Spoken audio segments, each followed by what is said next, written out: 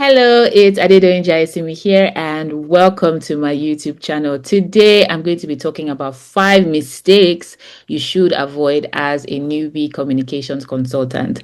This video is for you if you're looking to explore the communications consulting path, or maybe you've just started and you're trying to figure things out.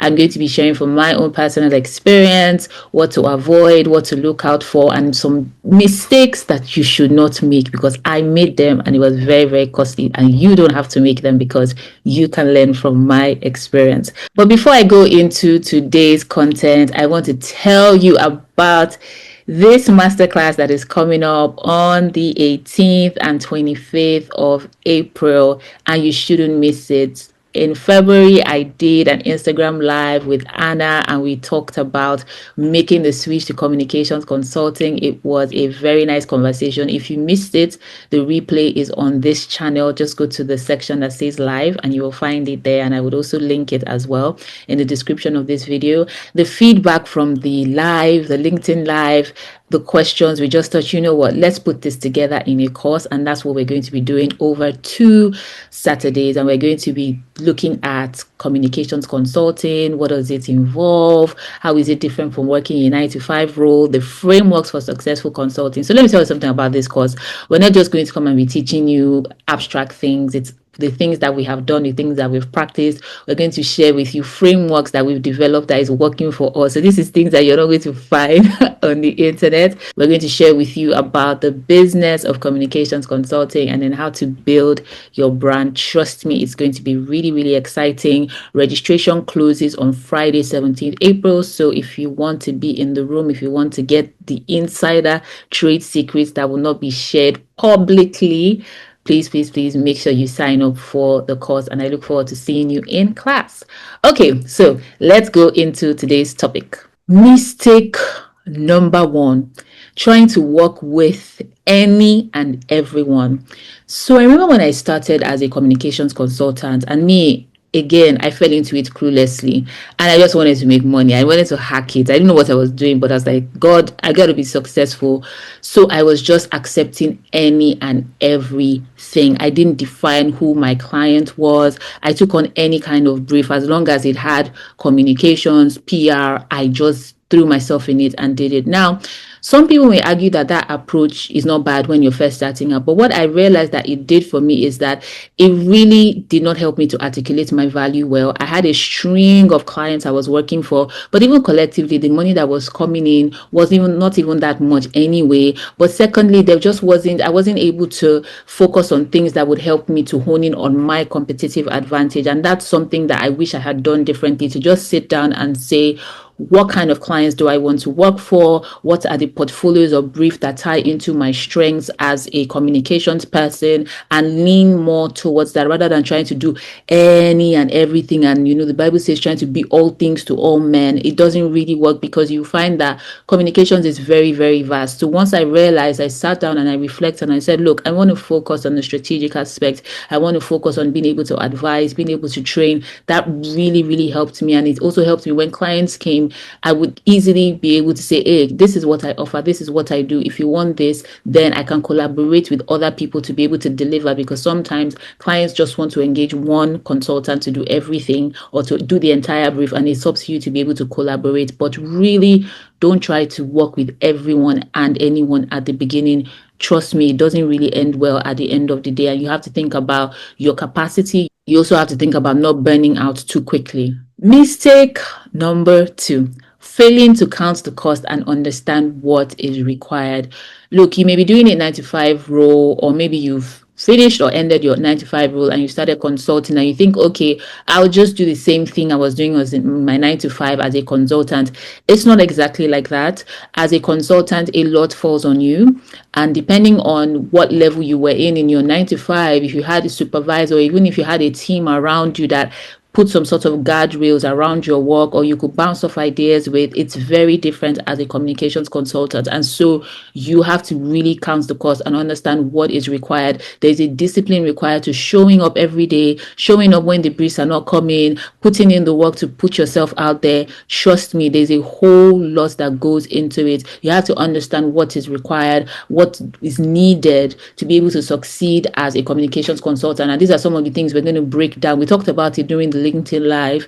And if you're interested in that, please go and watch it on my YouTube channel. But we're going to be going deeply into what exactly is required. How do you set yourself up for success? It's very, very important. Lay the foundation right so that your journey is more enjoyable and more rewarding down the line. Mistake number 3: adopting a one-size-fits-all approach to your client work. So every brief that you get, every client is the same approach. There are times that people will come to me, oh, Adedoyin, want to do XYZ, or this organization wants to do this. Please give us a strategy. I was like, no, I can't just give you a strategy. It doesn't just fall from the sky. There is a process to getting a strategy. I have to really understand the internal workings of your organization. I have to understand your history, your culture, where you're coming from, what you want to achieve. I need to understand the dynamics of your industry, of the market. There's so many things that have to be done, the research, the data that needs to be gathered before I then tailor that strategy to your specific organization. And so do not be one of those communications consultants that you just have a plug and play approach. And the reason why it's important not to make this mistake is, while it may work for maybe less complex briefs, smaller organizations, when bigger organizations come in, when more complex briefs come in, you will find that you will not be able, your capacity won't be able to stretch. You won't be able to deliver because you've not learned how to deliver tailored solutions to your clients. So start learning from day one. Go through the entire process. If you have not mastered the strategic communications framework, please, you will need it as a consultant. Master it and then make sure you're able to deliver tailor-made solutions to your clients. The strategies that I've developed for my clients, I cannot do copy and paste because the context is totally different. So please don't adopt a one-size-fits-all approach to your client's work. Mistake number 4: overstretching, over-promising, and failing to deliver. Or more, as my Nigerians will say, I was firmly inside this WhatsApp group. Again, you're just starting out. You want to please the client. You want to make money. You want to build your portfolio. And then you begin to overpromise. The budget is just not making sense, but you want to stretch like an elastic band. You want to overpromise. And I did that. I remember a particular brief. I was handling communications for senior executives, and that involved creating a website for them, managing their social media content. I was just putting everything inside inside that service so that they could just say yes. And even the amounts I was charging, anyway, God has delivered me from that. And then when it now came to execution, I realized, oh my God, I can't deliver on these things. But because you've already said it, you've already outlined this is what I'm going to do, the client is expecting that that is what you're going to do. And so overpromises harms you and harms your reputation. It is not good. Be very, very realistic about what you are delivering and what you have the capacity to deliver. This is not one of those, hey, just say yes and figure it out. I always say this thing, it can cost you a lot in certain settings, and I don't advise it, especially when the stakes are really high. For low stakes thing, yeah, maybe you can wing it. I remember when I tried to wing a digital communications brief, and then I ended up having to pay over $1,000 of debts in YouTube ads. I'm very, very, very cautious. Know your capacity. Do not overstretch. Do not overpromise. Do your research, and then make sure that you create a plan so that you deliver what you say you will deliver when you say you will deliver. And another thing to note is that if you've been engaged for 3 months, and these are things, I'm trying to keep this video very concise because there's a lot to share. If you have a brief, right, that you're meant to deliver in 3 months, but factors within the organizations keep changing. So the key stakeholders, they are not available to give approvals to do all of this. You need to start flagging it that this is going to affect the completion time right from the very beginning. Don't wait because you'll not say, but we engaged you 3 months, this, that. Look, and like I said, there's a lot to say on this point. Come to the class, join the course on the 7th, on the 18th, and on the 25th, and I will really share more on this. But please don't overstretch yourself, don't overpromise, and make sure you deliver what you say you will deliver.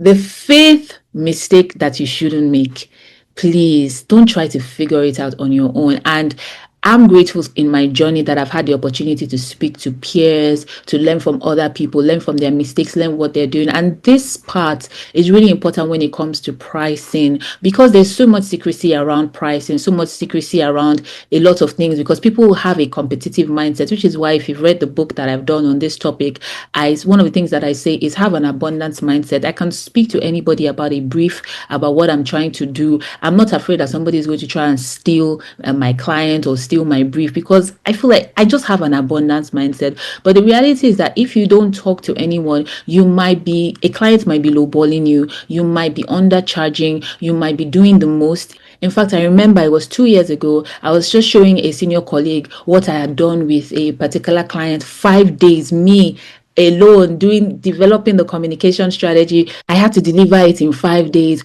workshopping, doing everything. And when I was showing the clients and just telling her about it, or rather the senior colleague that I was with, and she was like, you did this alone. Why? Never do that again. That in this kind of thing, you make in your costing, you have to bring at least one or two people that will join you. You break it in this way so that you put because that thing, I was stretched. It was Monday to Friday. I sent the final thing on maybe over the weekend, maybe on Sunday. The way my body knocked out, because it didn't make sense what I did, but I did it. But I learned a better and a more effective way to do it, because I spoke up, because I shared. So being able to speak to people that have gone the path, that have gone ahead, and of course you really have to think carefully about who to approach and who not to approach. Me, I pray, I always ask the Holy Spirit to guide me in terms of, okay, who should I speak to, who can I reach out to?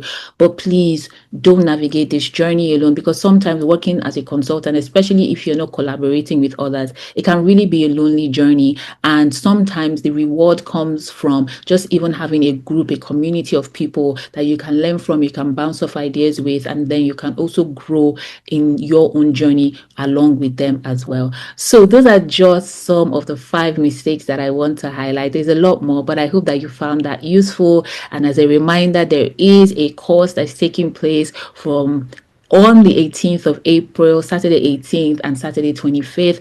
Anna and myself will be diving deeper. You can see it's from 10 a.m. to 3:30 p.m. So it's a full day. Well, not a full day, but we have the number of hours we have to really deep dive into it. We're going to be sharing frameworks. We're going to be sharing samples. We're going to be sharing a lot of things that we personally use in our own communications consulting work. And I hope to see as many of you there as possible. The registration link is bit.ly/CIA Specialist Masterclass. If you have questions for me about being a communications consultant, or you're just trying to figure out, is this for me, is this not for you, please drop your questions. Feel free to ask me. You can put it in the comment section here on YouTube. You can connect with me via LinkedIn DM, and I'll be very, very, very happy to answer your questions. Thank you so much for watching. See you on the next video.